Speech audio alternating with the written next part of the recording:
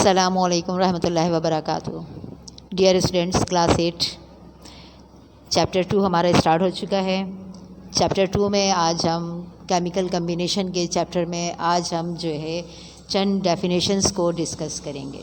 First, atomic mass, एटमी कमियत। Atomic mass की सिंपल डेफिनेशन जो है, आम डेफिनेशन, जनरल डेफिनेशन जो आपके आगे भी आपने मुस्तकिल उसको स्टडी करना है, सिंपल सी है कि the atomic mass of one element depend upon the number of protons and neutron present in it is called atomic मास।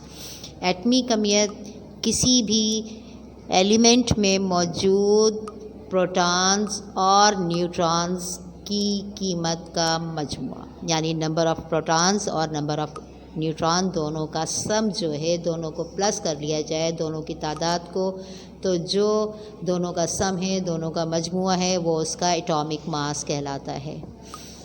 इसी एटॉमिक मास को दूसरे तरीके से भी डिफ़ाइन किया जाता है। The atomic mass of an element is now taken is the average mass of natural mixture of isotopes which is compare to the mass of one atom of carbon. यानी किसी भी एलिमेंट का answer का atomic mass या एटमी कमियत उस answer का वो भारीपन है जिसे कार्बन 12 के 12th या 12वें हिस्से से मवाजना करके निकाला जाता है। एटॉमिक मास को जो है जिस यूनिट में शो किया जाता है वो AMU एटॉमिक मास यूनिट है। जैसा कि हम कार्बन के एटॉमिक मास जो है वो 12 है, 6 उसके अंदर प्रोटॉन, 6 उसके अंदर न्यूट्रॉन, दोनों का जो सम आ जाता है वो आता है 12। तो उसका एटॉमिक मास होता है 12 और 12 के साथ हम स्मॉल लेटर्स में AMU लिखते हैं, तो उसको पढ़ा जाता है 12 atomic mass unit. Atomic mass unit को जब हम आगे उससे अब चलते हैं तो किसी भी एलिमेंट को जब हम शो करते हैं, जिस तरह से आपका एक नाम है, इसी तरह से हर एलिमेंट का एक नाम है, उसको लिखा जाता है। तो आसानी के लिए पूरा लिखने के बजाय हम उसको, जैसे अब कार्बन है, हाइड्रोजन है, ऑक्सीजन है, तो हम उनको उनके पूरे स्पेल लिखने के बजाय जो है शॉर्ट फॉर्म में एक लेटर में उनका जो है उसको शो किया जाता है। जैसे कि कार्बन का पूरा नाम कार्बन लिखने के बजाय हम उसको उसके एक कैपिटल लेटर से शो करते हैं C। अब वो जो C लिखा है हमने, जो उसको शो कर रहा है कार्बन को, तो वो कहलाता है सिंबल। तो किसी एटम को शो जो किया जाता है, रिप्रेजेंट जो किया जाता है, वो लेटर जो है वो कहलाता है सिंबल। तो बहुत सारे एलिमेंट्स, उनके जो केमिकल नेम है उनको उसी से शो कर दिया जाता है, फर्स्ट लेटर से, और एक से ज़्यादा है। अब कार्बन को हम C से शो कर रहे हैं, लेकिन बहुत सारे एलिमेंट्स हैं जिनके नाम जो हैं वो C से शुरू होते हैं, तो हर एक को C से नहीं शो किया जाएगा।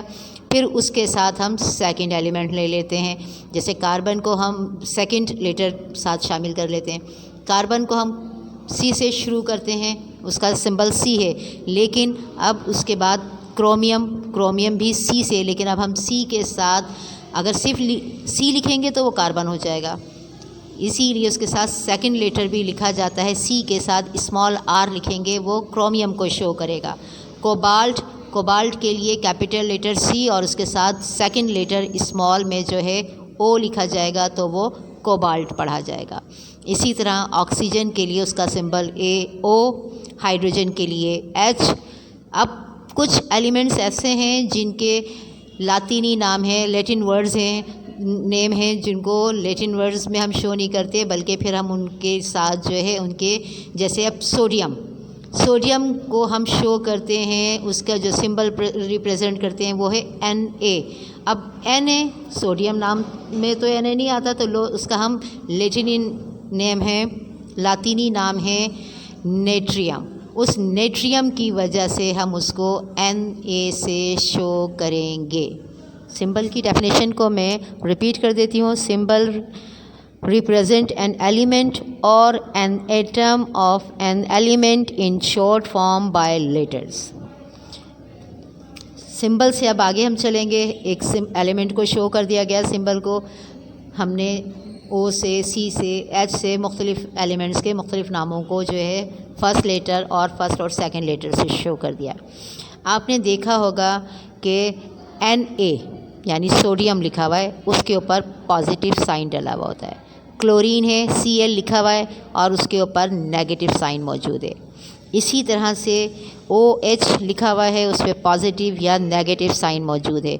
तो ये जब हम कोई एटम या मालिक्यूल, एटम एक होता है और एटम्स 2 या 3 एटम्स हों तो वो मालिक्यूल बन जाते हैं।